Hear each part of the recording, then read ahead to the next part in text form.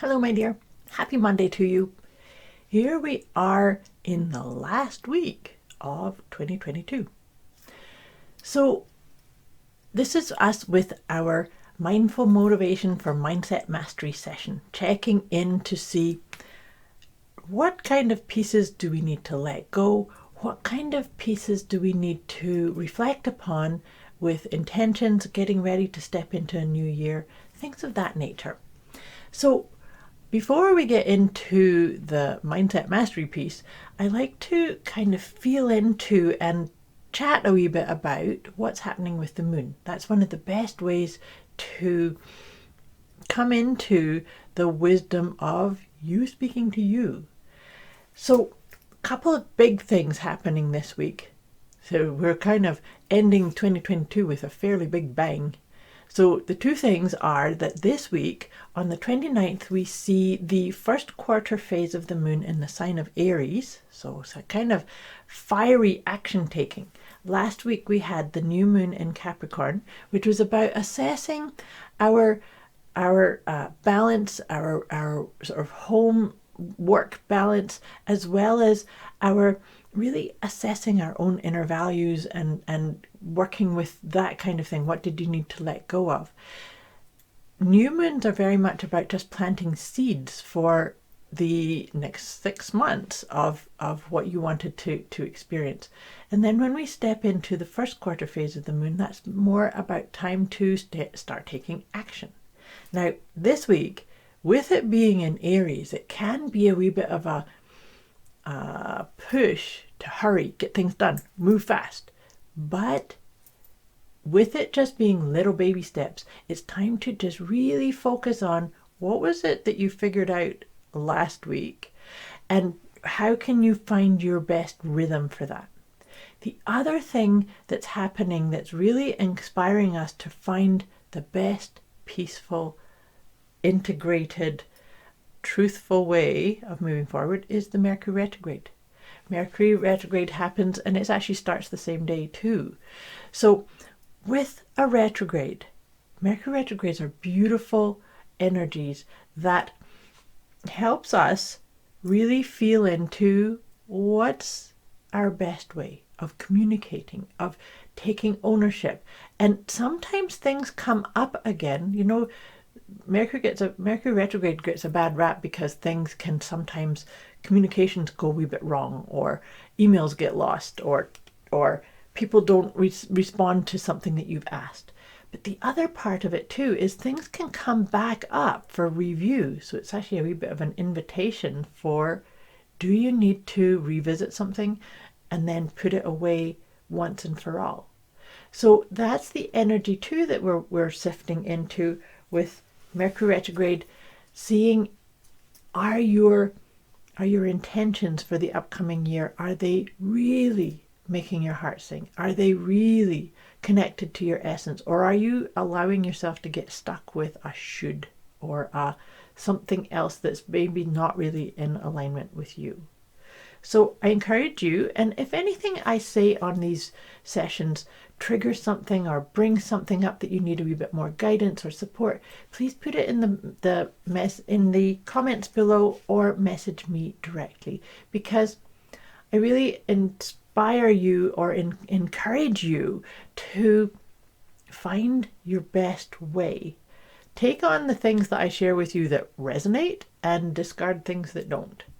So it's about finding your best rhythm and your peaceful way forward with all of these things too.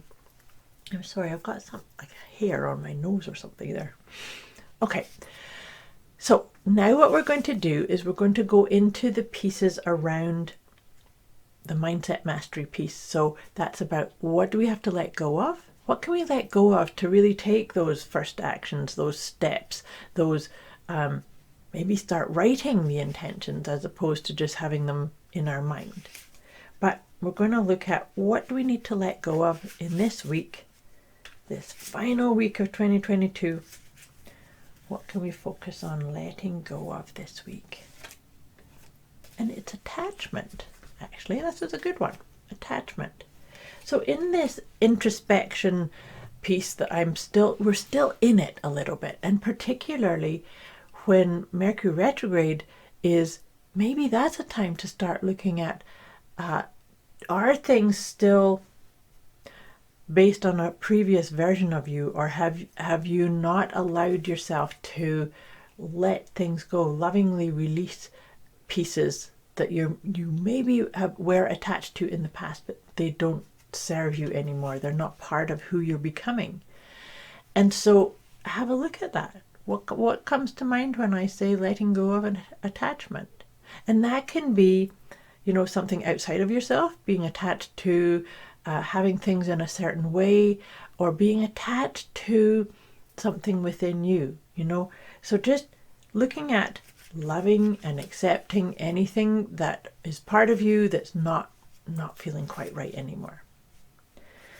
So now we're going to pull a tarot card. For these sessions, I like to pull a tarot card, and then we'll do 3 of the Healing with the Angels cards, and then we wrap it up with one of my Liberate Your Inner Truth cards. So it's kind of fast tracking through this. And I hope you had a beautiful weekend, by the way, whether you celebrated Christmas or not.